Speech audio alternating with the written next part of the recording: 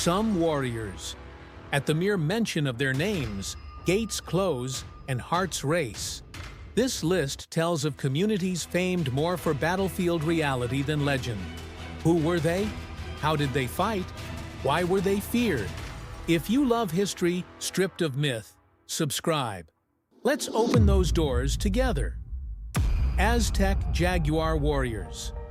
The elites of the Aztec world were the warriors who took the name Jaguar. Their leather armor and jaguar-patterned garments were not just display, but divine symbols. Spear throwers, obsidian-edged weapons, and finishing strikes in close combat. When they entered the battlefield, the enemy faced a staggering resolve born from the union of ritual and discipline. Spartans. In Sparta, every boy began the ruthless training called a gog at the age of 7. This system, which preferred losing one's life to losing one's shield, made the hoplite line like a wall. It gave no gaps, wore the enemy down with cyclical discipline, then broke the line with a short and decisive shove. For a Spartan, war was a requirement of citizenship. Native American warriors. The indigenous peoples of North America, though differing by region, were masters of tracking, light and swift raids, and adapting to the environment. In close combat, they favored spears and axes. At range, bows and arrows, executing hit-and-run tactics flawlessly. War was not only a clash, it was a silent pact with the land. Ninjas. The shadows of feudal Japan. Ninjas were less frontline fighters than invisible threats. Reconnaissance, infiltration, sabotage, and assassination. Disguises, silent climbs, arson, and escape routes.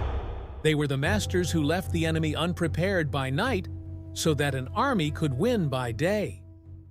Janissaries. The infantry corps of the Kapakulu Corps under the Sultan.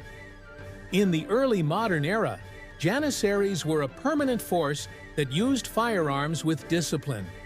With cover, formation, breath control, and the rhythm of volley fire, they operated like a machine that pushed the enemy back step by step. As the state grew, this corps became a symbol of order.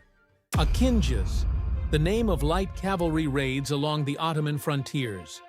Akinjis disrupted enemy supply with sudden attacks, broke morale, and loosened the line. Speed, terrain knowledge, and order even in withdrawal. The aim was to wear the enemy down before a major battle and spread fear beyond the border. Mongols, horse archers that came like the breath of the steppe. Composite bows, feigned retreats, unbroken reconnaissance and communications. The Mongol army turned movement into the weapon itself. Before battle began, they left the enemy hungry, sleepless, and indecisive. Once it started, they shattered will with rain-like accurate volleys. Vikings. The sudden clash behind the sound of waves. Viking raiders used rivers and coasts to appear from the unexpected, carving their names with short yet devastating strikes. Shield walls, the blow of the axe, and psychological shock. They used the sea not as a route, but as a weapon. Medieval knights. Not every armored horseman was a knight. Knighthood was a status earned through nobility and training. Heavy armor, lance formations, and the impact of the horse created the shock force of the era. Trained from page to squire, molded by service and honor, they could break the balance in a single stroke at the moment of contact. Persian immortals. The prestige unit of the Achaemenid Empire. Their number was always kept at 10,000, instantly replenished when reduced. Discipline, bow and spear formations gave the sense of a wall that never diminished. They embodied the continuity of an empire like an inexhaustible line. Samurai? The root of samurai lies in service. Combat technique and philosophy intertwine. Personal courage, loyalty to one's lord, and regular drill are fundamental.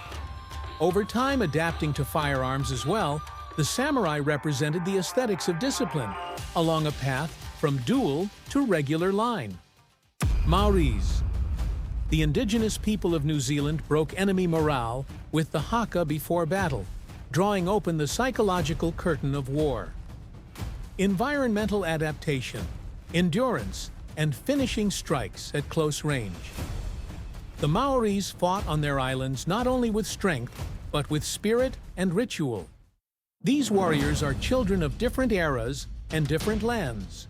Their common point is turning concepts like speed, discipline, agility, and moral superiority into weapons. The deadliest aspect of an army is not always the steel of its sword. Sometimes it is the order of its mind, the rhythm of its steps, and sometimes the whisper of its name.